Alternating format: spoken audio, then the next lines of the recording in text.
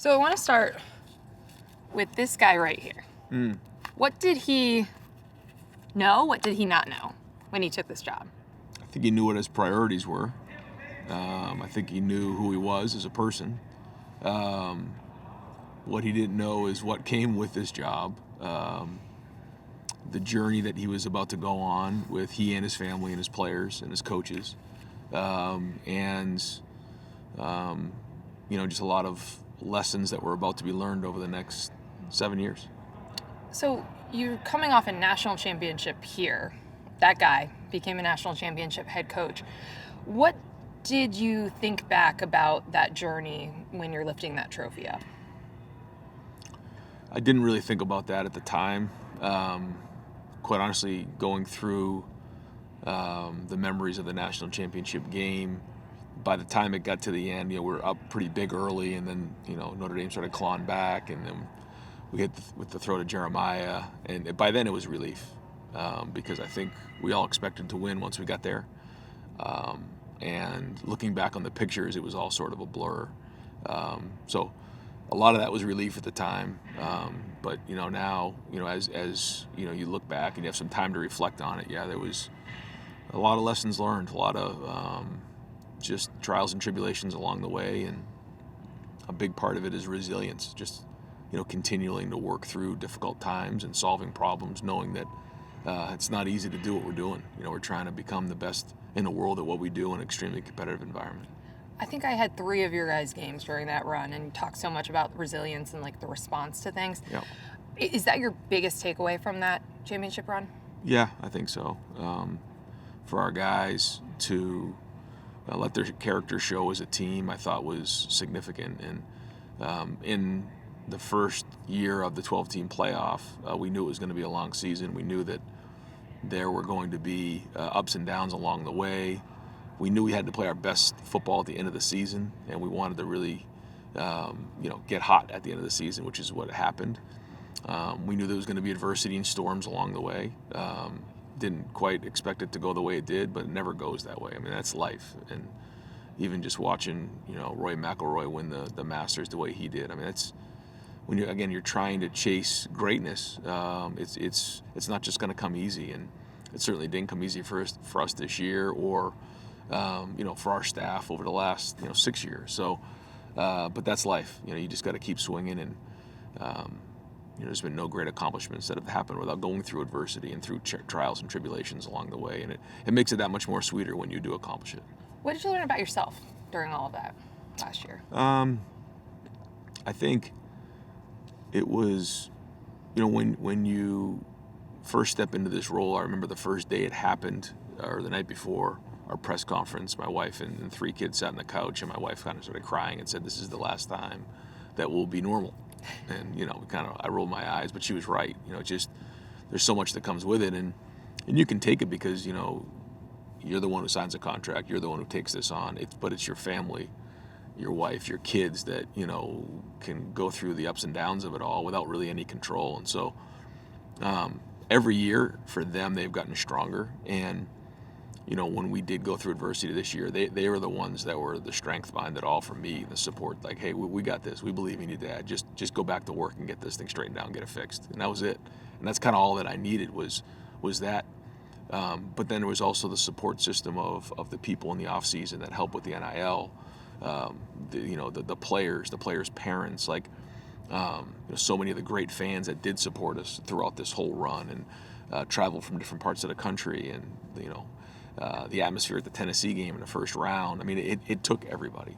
It takes everybody to make a championship run, and I think that's probably the biggest thing is making sure you have the right people in the right seats, and it takes everybody. So before we get back to kind of that moment of winning the championship, start at the low point. So the loss to Michigan, we've got a little pain assessment tool that they use in the doctor's office. Yeah. Where were we on the pain threshold, pain spectrum? I don't know about pain, but when you put everything you have, into something, and you come up short, it hurts. And nobody, including myself, thought we'd lose that game. And to lose that game after losing it, the years previously, it was almost like it was surreal and how it all played out. And there's nobody outside of the Woody or like my family or these coaches or these players that wants to win that game more than we do. So when you come up short, and especially the way it all played out, it was almost as bad as losing somebody in your family. Like that's the weight that's around here. And just knowing what's coming the next couple of weeks and the next couple of months and the next year, you realize that. And but you got to own it. You got to get it figured out. And so you wake up the next day and you better get to work and figure out what the problems were and why this happened. The game is still a game, and you still have to play the game. And so, but you got to solve the problem and get it fixed. And I think that's what was exciting about this year, was that this playoff allowed us the opportunity to grow and learn from, the loss to Oregon, the loss at the end of the season. So in that 2-week period, as you're ramping up, we all saw what happened against Tennessee and what this team was capable of. How did you regroup? How did you guys get everyone refocused and kind of light something under them? Yeah, we got together just a couple days after the game. It was about 3 days after the game, and what happens is that there's confusion on why did this happen, what were the reasons, and what exactly happened in the game. And you got to take accountability. There was some coaching things that we could have done better. There was just some execution things that we needed to do better. And what are we going to do to get them fixed? But you got to be real about it, and you got to own it. And I think it was an opportunity for us to get together, and we're still in the business of helping young people reach their dreams and goals. And I'm not their father, but I look at it that way. And this was an opportunity to learn. Like, when you go through something like this is how you address it. You deal with it. You take ownership like a man, and you move on. You communicate the best you can. You put a plan together to move forward. And that's what we did. And so we left that meeting, with a plan. And now we had to go do it, because the talking was over. There was no more talking that needed to be done. Now our actions had to speak for us. So because of the way you won, you had to avenge an earlier loss, as you mentioned. You go through some of the most historic programs in college football. What did it mean to win the title the way you won it? Well, when the seeding came out and we were faced with the road that we were on, it was almost like a part of me was like, yeah, this is what we deserve, And if we're going to do this and we want to write one of the best stories in Ohio State history or in college football, like, let's make it really hard. And that's what it was. You had a really good Tennessee team who had a great season, in the first round of the playoffs, coming from the SEC, and then we had to go out to the West Coast to play Oregon in the Rose Bowl, the number one team in the country. It was undefeated at the time, and really good team.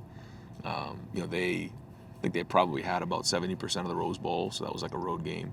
And then we knew we were going to have to go to Texas, and that was, again, probably same thing, maybe 75-25. That was a road game. We had to go into Texas. And at the time when it first came out, we thought maybe we'd be playing Georgia and Atlanta, back to where we had the Peach Bowl in 22.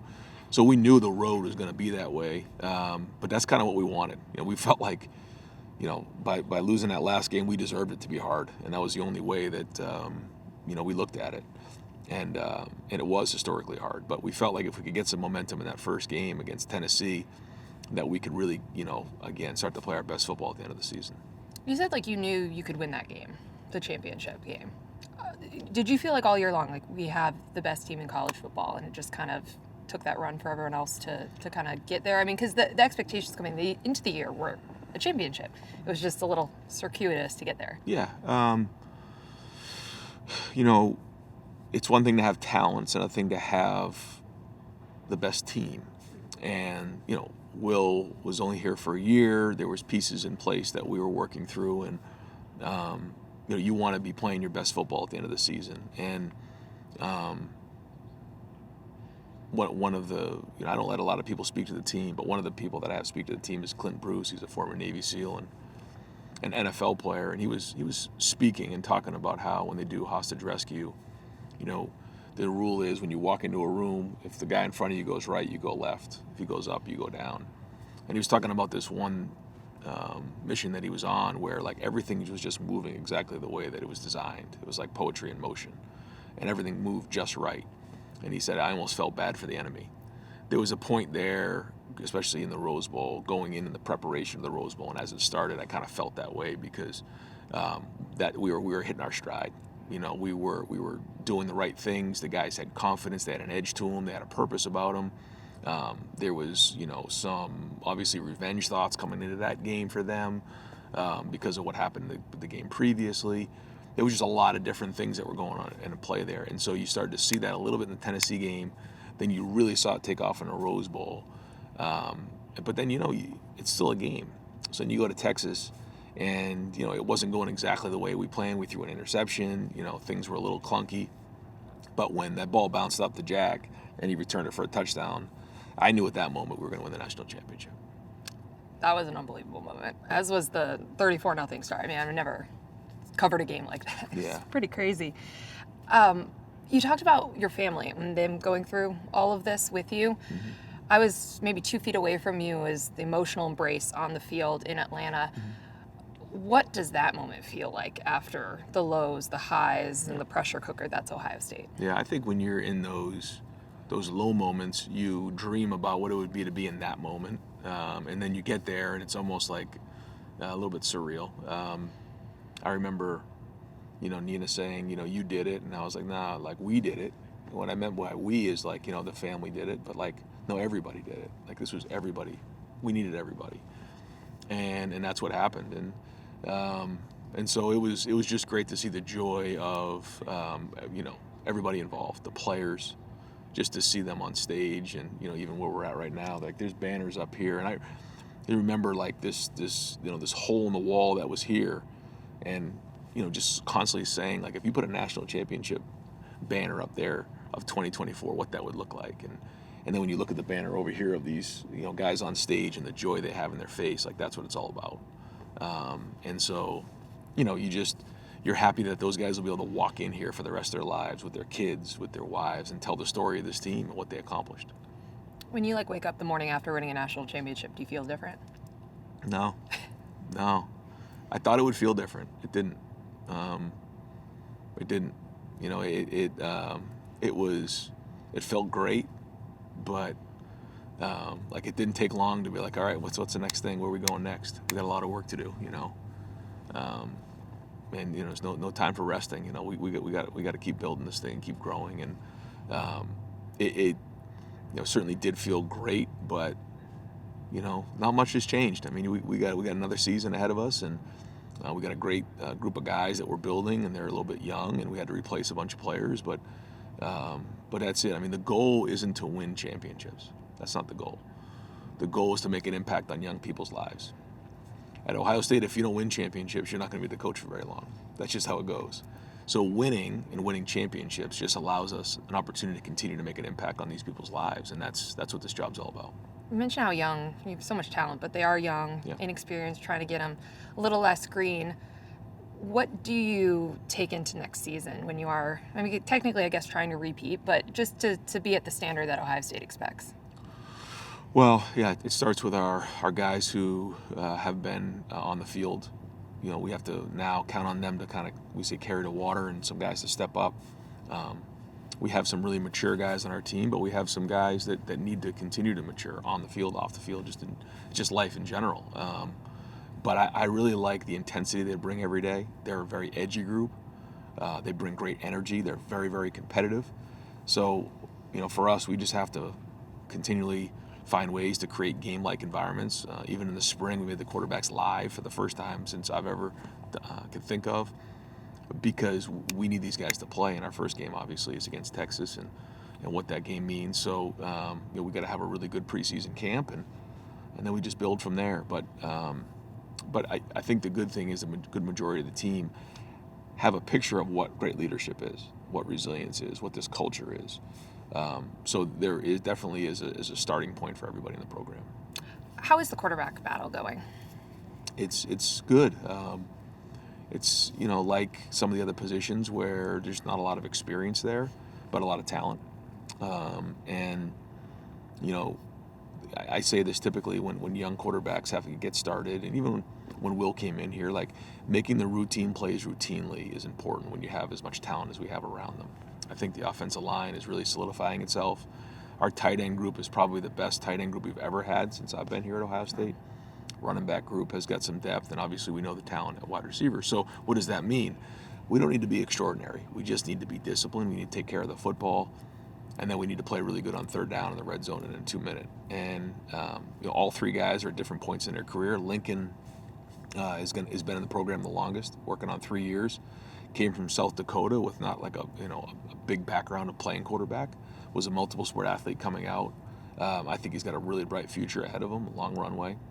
Julian took a different path to get here. Was at Alabama there, and then when Coach Saban retired, he came here. I was able to see Will in this season and go through that. That was his second spring going through that. He's grown, his body's grown, had a really good spring game. And then Tavian, is very talented, young, but got a big arm. He's very athletic. Again, another guy we think has a bright future, but just is still the youngest and still kind of figure that out. But having 15 practices for him was huge in the spring. And Jeremiah Smith, as you mentioned, the luxury of having that receiver room, he was a lot of times maybe the best player in college football as a true freshman. How much better can he get? He was great his freshman year for sure. He came with a certain level of talent, obviously, but also like this discipline and skill that is rare for somebody with that type of talent as a freshman. So he'll come in with a different mindset than he did last year. Just even bigger, stronger, more mature, more veteran, and because of that, like the game will slow down even more for him. So I think you'll see. I don't know how much the jump will be, but you'll see even better play.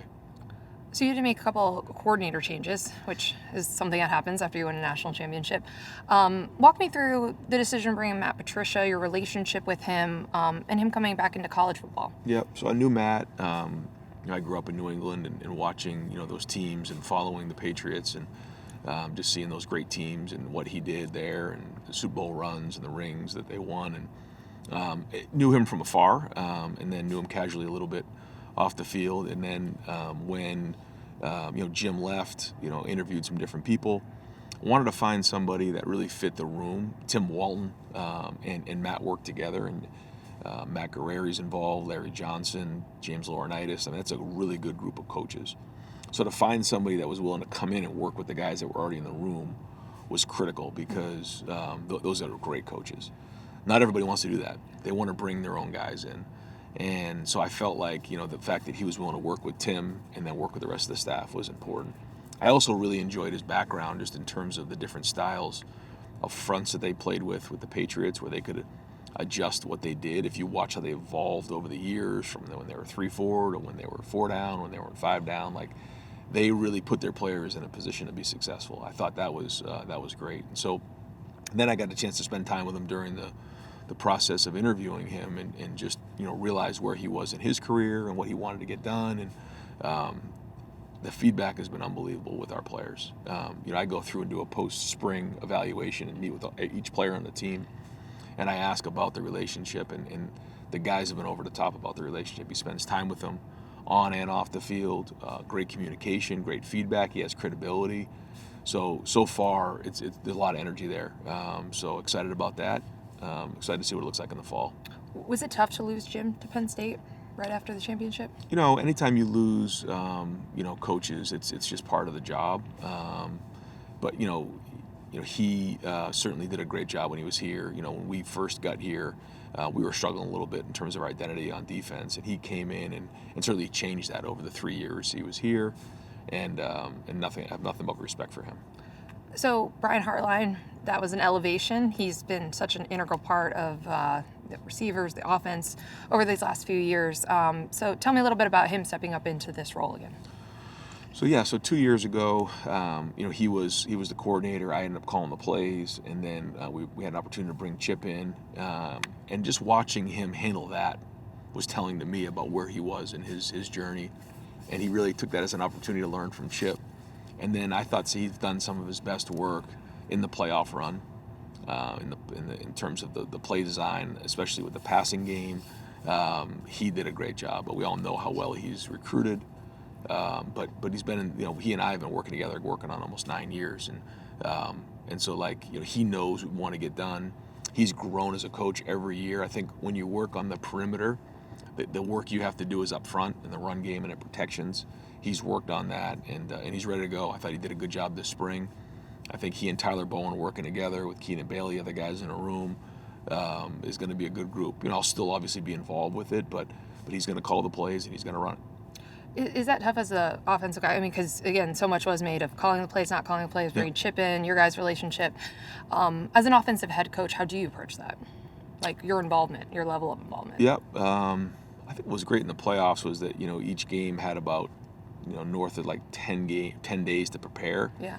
So that was most fun I've had, because there was no school, it was just ball. It was almost like being in the NFL, so I could really dive into that, and that was a lot of fun and be a part of that. But when you're during the season and there's a lot going on, and you find yourself getting pulled out more than you'd like to, so you have to trust those guys. We're not going to all of a sudden just completely change what we do.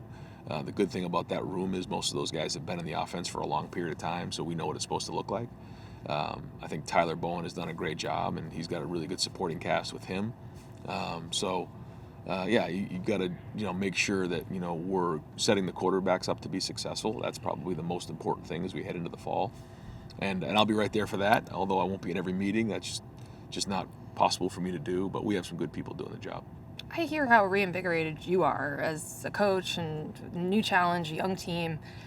I mean, you've been through so much as a head coach and so many lives in college football already, only 46. I mean, what keeps you going? How much longer do you want to do this? Yeah. I mean, it feels like you still got so much energy for it. Yeah, it's, my kids are young. My son's in a sophomore. My daughters are in 8th grade and 6th grade. And, they've got leathered over these years. I mean, they're tough, and they love it.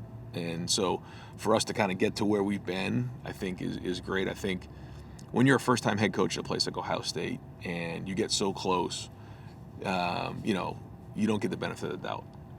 Once you win that national championship, for the most part, you'll get the benefit of the doubt moving forward. Not that anything's guaranteed, because once you lose a game, it's not good. But that's part of the job here. It's part of the excellence. It's a wonderful place to be. You get to be around great people.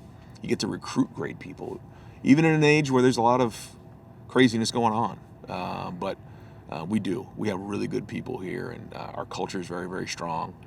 And I've always kind of said to recruits and families, like, if we win one of these national championships, watch out. We're going to be doing it for a while, and it's going to be a lot of fun. So here we are, but big challenge ahead of us this season. Did the family at least get a nice vacation after the championship? We did get away. It wasn't exactly a vacation. We did the Buckeye Cruise for Cancer, which still was on. With 650 Buckeye fans, but it was for a good cause, and we did it down in the Caribbean. So that was good to get away and get some sun. But we are looking forward this summer to getting away just as a family.